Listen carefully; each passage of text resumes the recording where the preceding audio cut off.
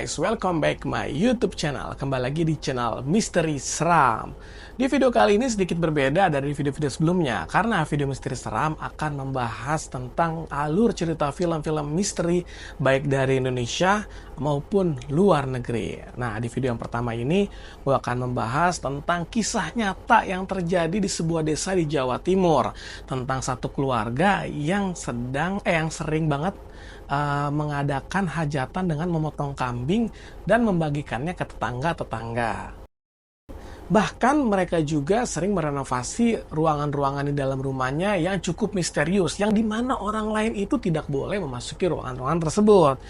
Serta sampai di mana banyak keluarga ini juga diteror oleh kondisi-kondisi horor. Ini kisah nyata teman-teman. Kondisi horor, suasana-suasana ganjil gitu teman-teman. Bahkan sampai ada penyakit-penyakit aneh. Sampai di mana mereka juga melihat ada kematian-kematian yang misterius. Nah, nama film ini adalah... Tanpa basa-basi, kita langsung aja tonton alur filmnya supaya kita tahu sebenarnya apa yang menjadi penyebab semua ini, teman-teman. Check it out. Di tahun 2001, bulan Desember, kita diperlihatkan dengan seorang anak perempuan yang bernama Nadia. Nadia mempunyai bapak, Mas Yoga, dan ibunya yang sedang mengidap sebuah penyakit. Mereka di sana tinggal di sebuah rumah yang sedang direnovasi.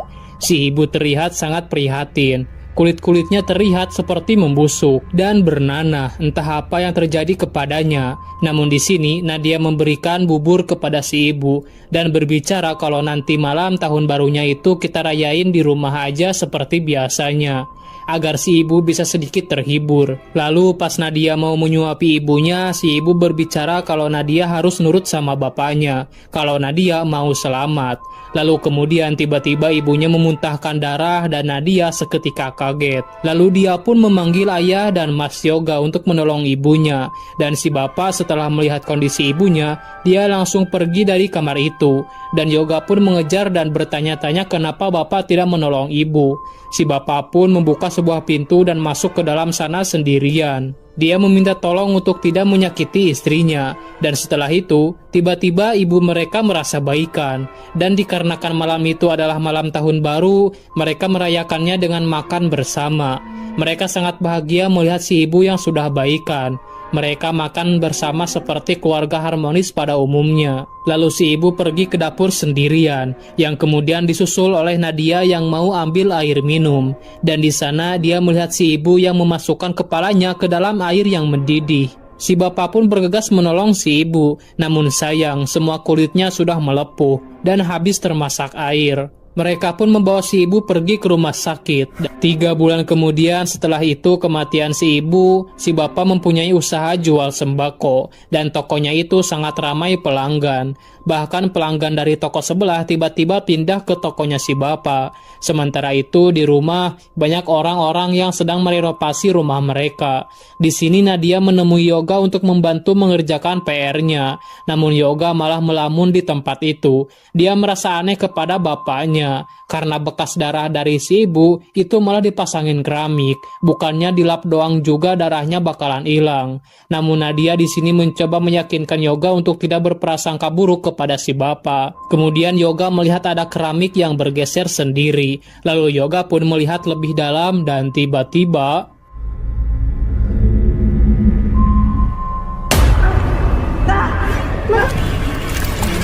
Lalu kemudian pada saat mereka makan malam, Yoga marah kepada bapaknya karena Yoga mengira kalau bapaknya itu yang membuat ibu meninggal. Dan karena ibu tidak bahagia, makanya dia jadi bunuh diri. Mendengar itu, si bapak pun menampar Yoga dengan sangat keras. Dan itu membuat hati Yoga semakin terluka. Nadia tidak bisa berbuat apa-apa karena dia tidak tahu harus membela siapa. Apalagi dia hanya seorang perempuan. Mereka berdua sangat kangen dengan sosok ibu mereka. Pada saat tengah malam, Yoga pergi keluar karena dia mendengar suara ibunya yang memanggil-manggil namanya. Hingga Yoga akhirnya tiba di dapur dan melihat sosok ibunya. Setelah itu Yoga pun bersembunyi karena ada si bapak yang datang untuk mengambil golok. Yoga pun kemudian mengikuti bapaknya itu, hingga si bapak masuk ke ruangan yang sering dikunci oleh si bapak dengan membawa seekor kambing hitam ke ruangan itu. Yoga tentu penasaran yang akan dilakukan oleh bapak itu. Dia pun mengintip bapak itu lewat lubang kunci pintu, dan dia melihat sesuatu yang sangat mengerikan yang terjadi di ruangan itu. Scene pun lalu beralih ke 9 tahun kemudian.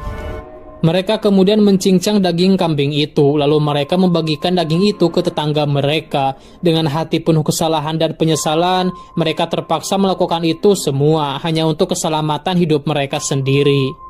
6 bulan kemudian hidup mereka terlihat berjalan seperti biasanya. Tidak ada gangguan dan pekerjaan ayahnya lancar seperti biasa. Mereka berdua sangat kangen kepada sosok sang ibu. Dia telah berani berkorban untuk hidup mereka.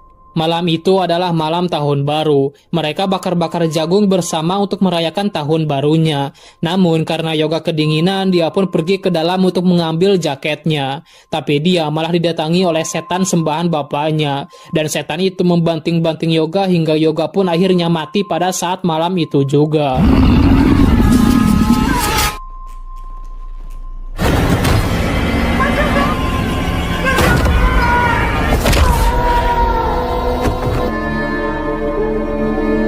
Yoga pun kemudian digotong untuk segera dimakamkan. Si bapak berterima kasih kepada para warga karena telah datang ke rumahnya. Namun si bapak kemudian menyuruh mereka semua untuk pulang ke rumah masing-masing karena takutnya para warga penasaran apa yang terjadi kepada Yoga. Lalu pas Nadia mau menutup pintu, dia akhirnya bisa melihat sosok yang ada di rumahnya.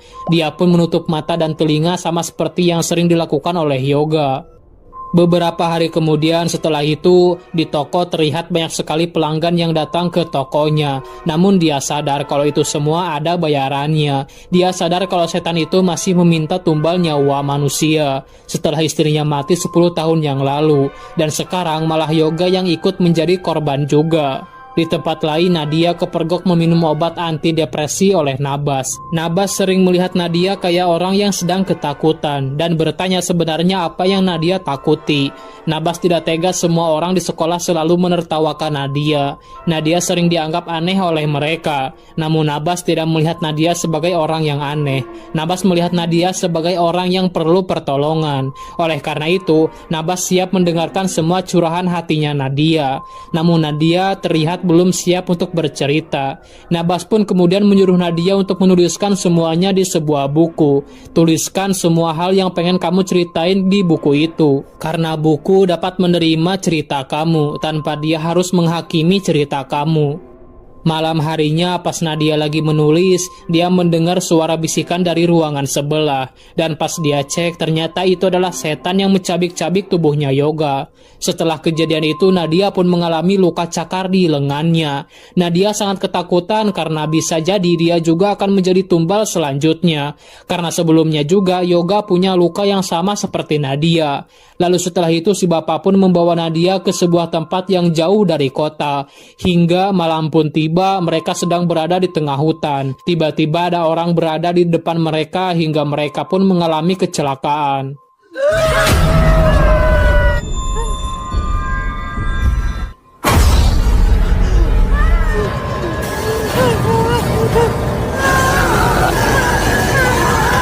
Kemudian Nadia pun terbangun di sebuah rumah dan mendengar si bapak sedang berbicara dengan seseorang yang ternyata itu adalah seorang dukun yang dulunya mempertemukan si bapak dengan setan itu.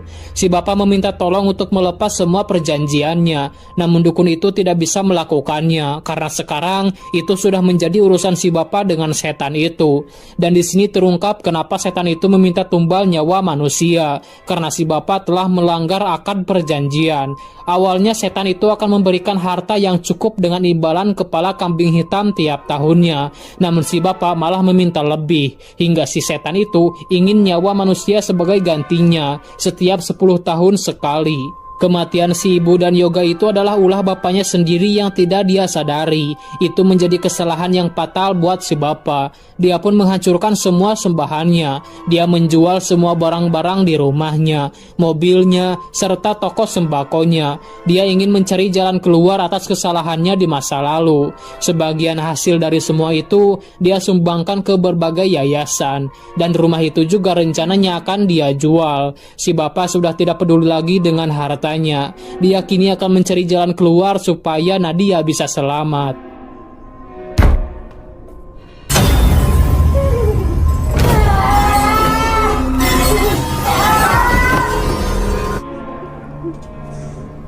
Singkat cerita, mereka berdua melakukan sebuah perjalanan untuk mencari pertolongan. Si bapak berniat untuk datang ke dukun-dukun di seluruh Pulau Jawa. Dia melakukan itu untuk menyelamatkan putrinya. Namun tidak ada satupun orang yang mau menolong mereka. Sudah bertahun-tahun mereka berkelana. Yang diharapkan hanyalah satu, yaitu keajaiban. Bapak sangat menyesal atas apa yang telah dia perbuat. Bahkan dalam mimpi pun Bapak tidak pernah menemukan ketenangan. Namun di depan Nadia, dia menunjukkan bahwa dia itu kuat dan mampu menyelamatkan Nadia. Hingga 9 tahun kemudian mereka bertemu dengan seorang dukun buta yang memberikan penjelasan kepada mereka. Kalau yang si bapak lakukan itu tidak pernah ada jalan pulang, yang ada hanya tujuan akhir, yang artinya si bapak tidak bisa menghentikan kematian Nadia.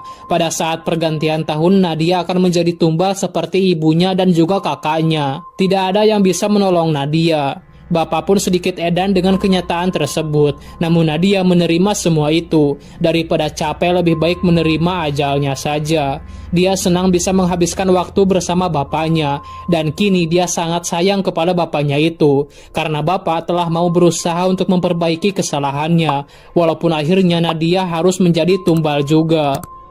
Nadia bertemu dengan Nabas dan berterima kasih kepadanya. Nadia memberikan bukunya kepada Nabas. Itu adalah semua curahan hatinya Nadia. Dan pada malam harinya Nadia tidak ingin bapaknya melihat Nadia. Nadia tidak mau bapaknya menyaksikan Nadia disiksa. Nadia ingin sendiri di akhir hidupnya.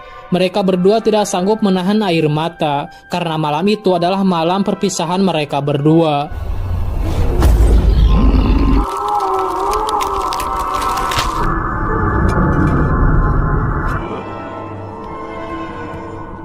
Si ibu, Yoga, dan Nadia menjadi tumbal atas perbuatan bapaknya. Rumah itu kini tidak terisi lagi oleh apapun, kecuali si bapak yang hatinya penuh dengan penyesalan. Dia tidak pernah menyangka kalau perbuatannya itu bisa menghancurkan hidupnya. Dia hanya ingin membahagiakan keluarganya, selalu melihat anak-anaknya tersenyum dan bahagia.